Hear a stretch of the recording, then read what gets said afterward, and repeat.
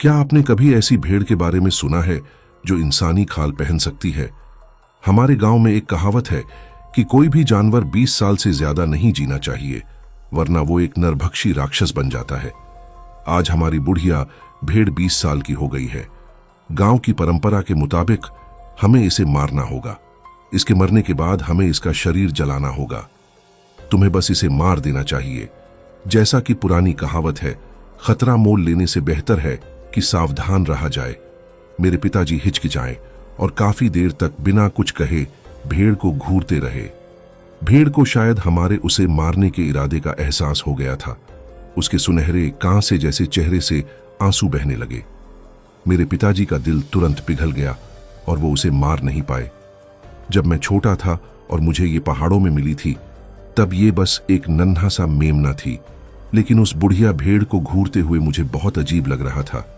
बचपन से ही मुझे इस बुढ़िया भेड़ से डर लगता था, क्योंकि एक बार जब मैं आधी रात को टॉयलेट गया था, मैंने इसे इंसानों की तरह सीधा खड़ा होते देखा था। वो एक इंसान की तरह बाड़े से बाहर निकली और फिर मुर्गी खाने में गायब हो गई। थोड़ी देर बाद मुझे अंदर से हड्डियां चबाने की आवाजें सुनाई दी।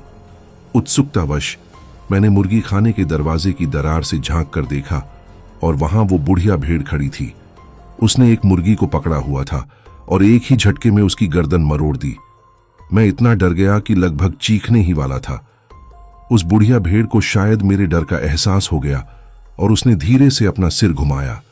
उसका चेहरा खून से लथपथ था और उसका मुंह अभी भी चल रहा था। मैं भागते हुए अपने कमरे में घुसा और अगले दिन मुझे तेज बुखार हो गया। मैंने अपने माता पिता को कितनी ही बार बताया कि वो बुढ़िया भेड़ मुर्गियाओं खाती है, पर उन्होंने मेरी बात पर यकीन नहीं किया और कहा कि ये सिर्फ एक बुरा सपना था। तब से मैं उस बुढ़िया भेड़ के साथ अकेला रहने से डरने लगा। मेरे और मेरी मां के इतना गिड़गिड़ाने के बाद भी मेरे पिताजी ने उस भेड़ को मारने से इनकार कर दिया। उन्होंने तो उस भेड़ जैसी दिखने वाली एक दूसरी भेड़ खरीदी और गांव वालों को धोखा देने के लिए उसे मार दिया। उन्होंने उस बुढ़िया भेड़ को मेरे कमरे के बगल वाले लकड़ी के गोदाम में छुपा दिया। ओए बुढ़ाऊ, एक आवाज भी मत निकालना, वरना अगर किसी को पता चला तो तू मारा जाएगा। वो भेड़ शायद समझ गई थी, उसने कोई आवाज नहीं की। पिताजी को तो डर नहीं लग रहा था, पर मुझे लग रहा था कि कुछ बुरा होने वाला है। आधी रात को जब मैं गहरी नींद में था, तभी मुझे एक बहुत ही अजीब आवाज सुनाई दी। वो कदमों की आवाज थी, पर ना तो वो किसी इंसान की थी और ना ही किसी जानवर की। ऐसा लग रहा था जैसे कोई जानवर जानबूझकर अपने पैर घसीटकर चल रहा हो। इस ख्याल ने मुझे तुरंत जगा दिया। वो आवाज लकड़ी के गोदाम से आ रही थी और वो मेरे कमरे की तरफ बढ़ रही थी। मेरी रीढ़ की हड्डी में एक ठंडक सी दौड़ गई। कदमों की आवाज आखिरकार मेरे दरवाजे पर रुक गई। मैंने अपनी सांस रोक ली, आवाज करने से डरते हुए। भोलू, जल्दी दरवाजा खोलो, घर में चोर घुस आया है। बाहर से मेरी मां की आवाज आई। मैंने ऊपर देखा। उनकी आवाज रोज से थोड़ी अलग लग रही थी, पर चोर घुस आया है सुनकर मैंने ज्यादा नहीं सोचा और दरवाजा खोलने के लिए तैयार हो गया। पर मैं सावधान था। गांवों के लकड़ी के दरवाजों के नीचे अक्सर एक दरार होती है। मैं नीचे लेटा और दरार से झांक कर देखा। जो मैंने देखा उसने मुझे दहशत से भर दिया। वो किसी इंसान के पैर नहीं थे, बल्कि भेड़ के खुर थे। अजीब बात यह थी कि उन खुरों ने बच्चों के जूते पहने हुए थे। मैंने उन जूतों को पहचान लिया। वो पड़ोस वाले रमेश काका के सबसे छोटे बेटे चिंटू के थे। चिंटू के जूते इस भेड़ के पास कैसे आए? और वो आवाज तो हूबहू मेरी मां जैसी थी। भोलू, दरवाजा खोलो, दरवाजा खुल क्यों नहीं रहा? उस भेड़ ने एक तेज और फटी हुई आवाज में पुकारा। मुझे ठंडा पसीना आने लगा और मैं तुरंत कूदकर बिस्तर पर बैठ गया। थोड़ी देर बाद बाहर कोई आवाज नहीं थी। क्या वो चली गई? जैसे ही मैंने राहत की सांस लेनी चाही, मेरी नजर खिड़की के बाहर खड़ी किसी चीज पर पड़ी। मैंने धीरे से अपना सिर घुमाया और देखा कि वो भेड़ बाहर बिल्कुल अकड़कर खड़ी थी।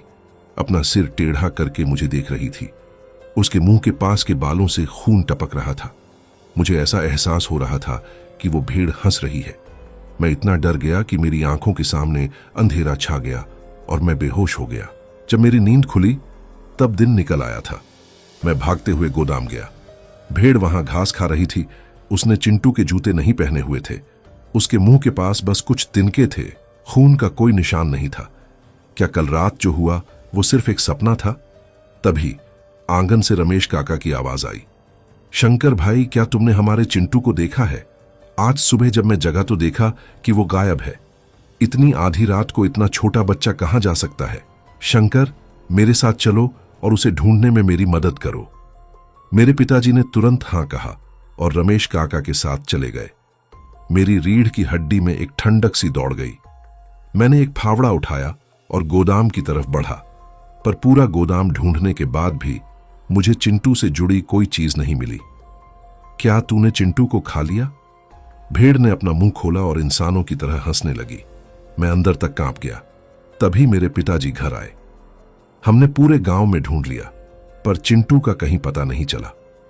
मैं थोड़ी देर हिचकिचाया, फिर पिताजी को वो सब बताया जो मैंने कल रात देखा था। सुनने के बाद पिताजी का चेहरा उतर गया। भोलू, ऐसी बातें नहीं करते। मैंने इसे इतने सालों से पाला है। ये बहुत सीधी है। ये भला इंसानों को कैसे खा सकती है? मेरे पास चुप रहने के अलावा कोई रास्ता नहीं था। दोपहर में शहर से मेरे सुरेश ताऊ अपने बेटे राहुल के साथ मिलने आए। राहुल ने पिताजी से सुना कि गोदाम में एक बुढ़िया भेड़ बंद है और वो तुरंत अंदर भागा। चिंता में मैं भी उसके पीछे गया और देखा कि खिड़की के बाहर वो भेड़ लालच से राहुल के पतले हाथ को चाट रही थी। मैंने तुरंत उसे पीछे खींचा। उस रात जब हम बिस्तर पर लेटे थे, मुझे फिर वही कदमों की आवाज सुनाई दी, जैसे कोई जानवर दबे पांव चल रहा हो। अभी जो भी सुनाई दे, बाहर मत जाना। क्यों? मैं बाहर क्यों नहीं जा सकता? तभी दरवाजे के बाहर से मेरे सुरेश ताऊ की आवाज आई, राहुल, जल्दी घर चलते हैं, तुम्हारी मां जान देने की धमकी दे रही है। राहुल घबरा गया और दरवाजा खोलने के लिए बिस्तर से कूद पड़ा। मैंने तुरंत उसे रोका और दरवाजे की दरार की तरफ इशारा किया। नीचे झांको और देखो कि क्या बाहर सच में तुम्हारे पापा हैं। राहुल ने मुझे शक की नजर से देखा, पर वो नीचे लेटा। तुम क्या पागलपन की बातें कर रहे हो? बाहर मेरे पापा के ही पैर खड़े हैं। मैंने तुरंत नीचे झांक कर देखा। जो मैंने देखा वो सच में इंसानी पैर ही थे। जूते वही चमड़े के थे जो ताऊ जी ने दोपहर को पहने हुए थे। क्या सच में बाहर सुरेश ताऊ खड़े थे? पर कुछ अजीब था। अचानक मेरे शरीर में एक तेज कंपन हुई। सुरेश ताऊ एक कद्दावर आदमी थे। उनकी टांगें इतनी पतली नहीं हो सकती थीं, पर दरार से जो टांगें मैंने देखी थीं वो बहुत ही दुबली पतली थीं, बिल्कुल किसी बच्चे की तरह। क्या ऐसा हो सकता है कि उस बुढ़िया भेड़ ने चिंटू की टांगें पहन ली हों और दरवाजा खुलवाने के लिए हमें धोखा दे रही हो? राहुल, बाहर मत जाना। बाहर वो तुम्हारे पापा नहीं हैं। पर राहुल गुस्सा हो गया। उसने मुझे पागल कहा और मेरी बात अनसुनी करके दरवाजा खोल दिया। एक आवाज के साथ दरवाजा खुला। बाहर कोई नहीं था और ठंडी हवा के एक झोंके ने हमें कांपने पर मजबूर कर दिया। तभी थोड़ी दूर से सुरेश ताऊ की आवाज आई। मैंने देखा कि ताऊ जी एक खंभे के पीछे खड़े थे। उनका पूरा शरीर खंभे से छुपा हुआ था, सिर्फ सिर दिख रहा था। अंधेरे में उनका चेहरा बहुत ही सफेद लग रहा था, जैसे उसमें खून ही ना हो। मेरी पीठ पर ठंडा पसीना निकल आया। राहुल, जल्दी यहां आओ, जल्दी यहां आओ। पर उनके हाथ का इशारा बहुत ही अजीब और जकड़ा हुआ था, जैसे पीछे से कोई जानबूझकर उन्हें पकड़कर ऊपर नीचे हिला रहा हो। मैं बहुत डर गया और राहुल को पकड़ लिया ताकि वो वहां ना जाए। भोलू, क्या तुमने आज गलत दवा खा ली है? तुम मुझे मेरे पापा के पास जाने से क्यों रोक रहे हो? क्या तुमने सुना नहीं कि मेरी मां के साथ कुछ हो गया है? राहुल ने गुस्से में मुझसे सवाल किया, पर मुझे समझ नहीं आ रहा था कि उसे कैसे समझाऊं। मैं घबराहट में पसीने पसीने हो गया।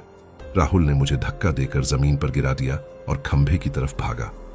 मैंने पागलों की तरह राहुल को पीछे खींचने की कोशिश की। तुम दोनों इतनी आधी रात को बाहर क्या कर रहे हो? मेरी मां की आवाज गूंजी।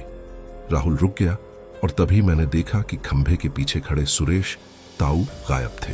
चाची, पापा मुझे वहां बुला रहे थे। राहुल ने खंभे की तरफ इशारा किया, फिर अचानक सुन्न हो गया। नहीं, पापा तो अभी यहीं थे। मैं बाथरूम गई थी और मैंने तुम दोनों को बाहर खड़ा देखा। मां ने उस दिशा में देखा जहां राहुल इशारा कर रहा था। वहां कोई नहीं है। तुम दोनों कमरे में जाओ और सो जाओ। राहुल और मैं चुपचाप अपने कमरे में चले गए। जब हम वापस आए, मैंने देखा कि राहुल की हालत बहुत खराब थी। उसका चेहरा बिल्कुल सफेद पड़ गया था और उसके होंठ कांप रहे थे। तुमने कहा था कि वो मेरे पापा नहीं थे, फिर वो क्या था?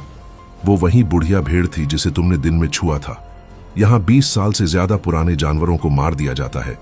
मेरे पिताजी उसे मार नहीं पाए और मैंने उन्हें कितना भी समझाया, उन्होंने मेरी बात नहीं मानी। अब वो भेड़ शायद एक नरभक्षी राक्षस बन गई है। क्या तुम्हें लगता है कि पिताजी को भेड़ ने मार दिया होगा? कुछ देर के लिए मुझे समझ नहीं आया कि राहुल को क्या जवाब दूं। खंभे के पीछे जो ताऊ जी दिख रहे थे वो कुछ अजीब थे, बिल्कुल किसी मुर्दे की तरह। क्या ऐसा हो सकता है कि उस भेड़ ने ताऊ जी का सिर पकड़ा हुआ हो? नहीं, मुझे अपने पापा को देखना होगा। तुम्हें दिन में जाना चाहिए।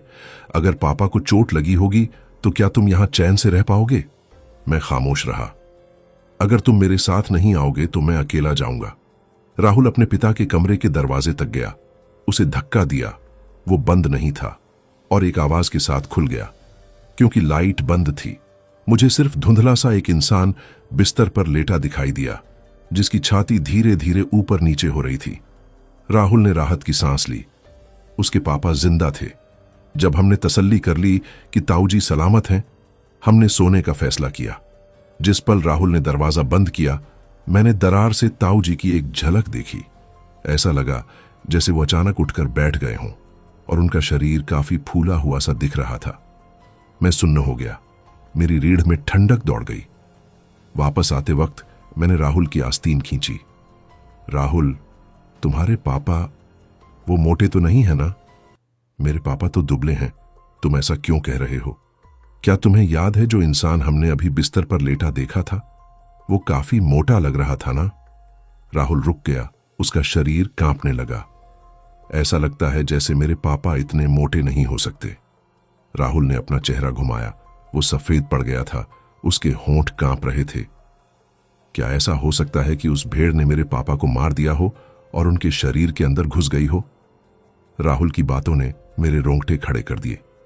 उसने अपने होंठ भींचे। उसका चेहरा बहुत ही डरावना लग रहा था। चलो गोदाम चलकर देखते हैं कि क्या वो भेड़ अभी भी वहां है। तब हमें पता चल जाएगा, है ना? हम एक दूसरे से सटकर गोदाम की तरफ बढ़े। दरवाजा थोड़ा खुला था और हमने एक दूसरे की तरफ देखा। हमारी आंखों में गहरा डर था।